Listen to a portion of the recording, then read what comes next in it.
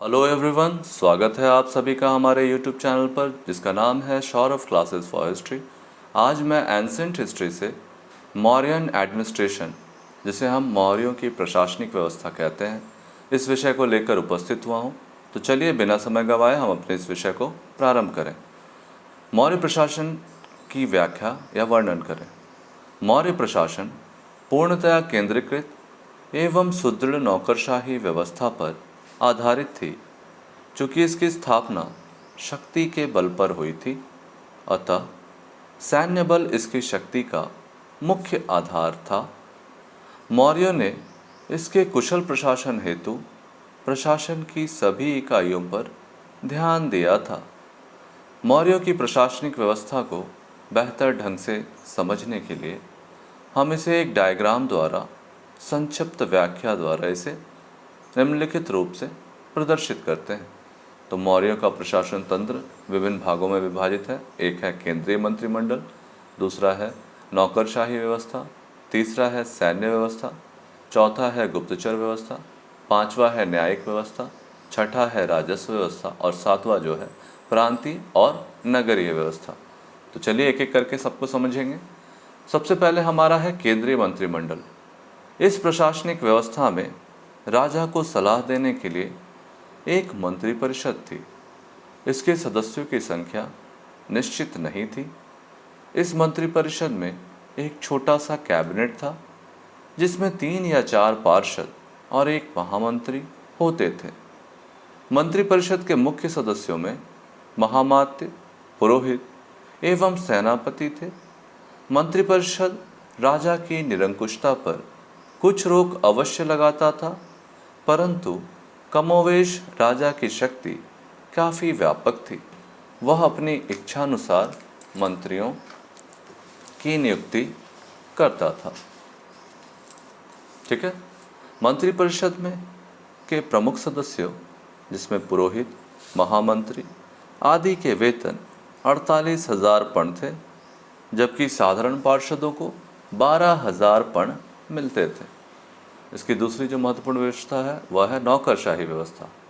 तो नौकरशाही व्यवस्था को देखते हैं। मौर्य नौकरशाही के अंतर्गत उच्च पदाधिकारियों में राजस्व अधिकारी, समाहर्ता, कोषाध्यक्ष, सन्निधाता की नियुक्ति की गई थी। इन्हें 24,000 पण वेतन मिलते थे। इनकी सहायता के लिए नियुक्त कार्मिकों को 5,000 पण मिलते थे।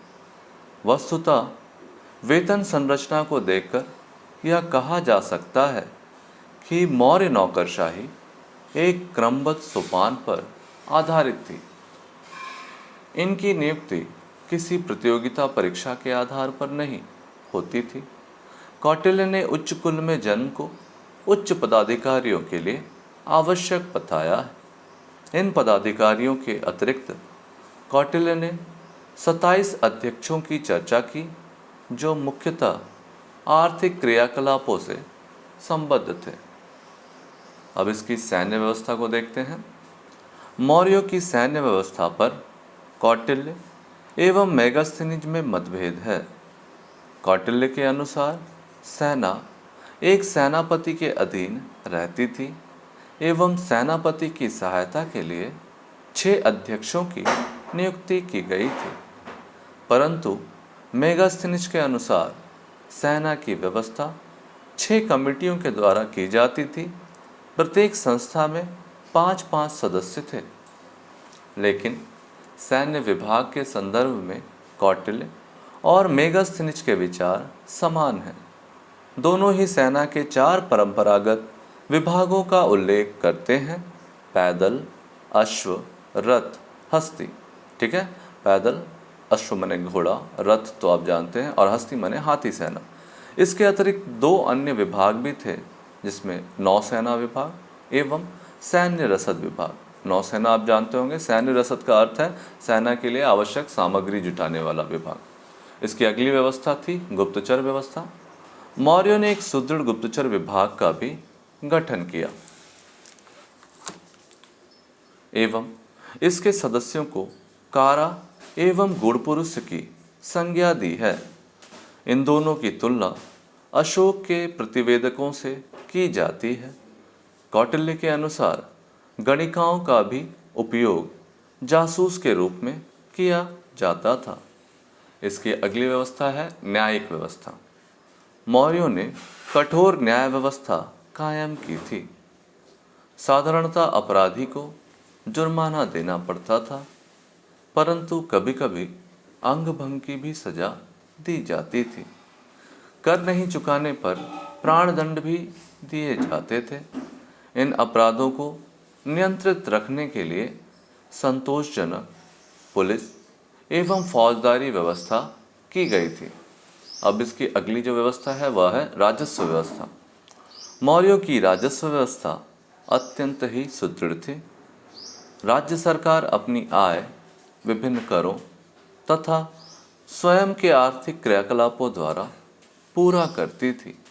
वे खान एवं नमक पर एकाधिकार रखते थे तथा बंजर भूमि को कृषि योग्य बनाकर अपनी आय को पूरा करते थे। राजस्व का मुख्य स्रोत भाग या भूमि कर था। यह साधारणतः 1/4 से 1/5 भाग होता था। बलि भूमि का किराया होता था, जबकि कर फल के बागीचों पर लगाया जाता था। इसके अतिरिक्त अन्य करों में लाइसेंस कर, आयात कर, आपातकालीन कर इत्यादि सरकारी आय के प्रमुख स्रोत थे। अब इनकी अगली जो व्यवस्था है वह है प्रांतीय नगरीय व्यवस्था। प्रशासन की सुविधा हेतु साम्राज्य को कई प्रांतों में बांटा गया था, जिसका प्रधान कुमार होता था, जो राज परिवार का सदस्य होता था। प्रांतों का विभाजन जिलों में किया गया था, जो प्रतिष्ठा के अधीन रहते थे एवं उनका मुख्य कार्य प्रशासन की देखभाल एवं राजस्व वसूली था। नगर प्रशासन हेतु 30 सदस्यों का मंडल था, जो 6 समितियों में विभाजित था। प्रत्येक समिति में 5 सदस्य होते थे। इनका मुख्य कार्य उद्योगों का निरीक्षण, विदेशियों की देखरेख, जन्म मृत्यु का विवरण, व्यापार एवं वाणिज्य की देखभाल, विक्रय का निरीक्षण, करों की वसूली आदि थी। अब इसके पश्चात अंततः हम इसका निष्कर्ष देखेंगे। इस प्रकार उपर्युक्त विवरणों से हम इस निष्कर्ष पर पहुंचते हैं कि मौर्य प्रशासन उच्च कोटि युक्त, पूर्णतः केंद्रीकृत एवं संगठित नौकरशाही व्यवस्था से निर्मित थी। इसका मुख्य कारण साम्राज्य की विशालता, अस्तित्व कायम रखने एवं कुशल प्रशासन हेतु आवश्यक थी। केंद्रीकरण के अलावा इसमें विकेंद्रीकरण के लक्षण भी, जैसे कर मुक्त भूमि, पुरोहितों एवं बड़े अधिकारियों को अनुदान में दी जाने लगी थी, परंतु इन पर राज्य का कठोर नियंत्रण भी रहता था। वे भूमि बेच नहीं सकते थे। इस तरह से हम देखते हैं कि मौर्यों की प्रशासनिक व्यवस्था तात्कालीन समय की सर्वश्रेष्ठ प्रशासनिक व्यवस्था में एक थी।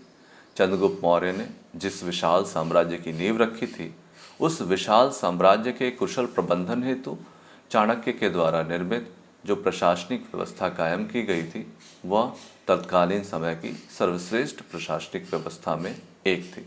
इस प्रकार से हमारा यह जो विषय है यहाँ समाप्त होता है। आज के लिए बस इतना ही। धन्यवाद।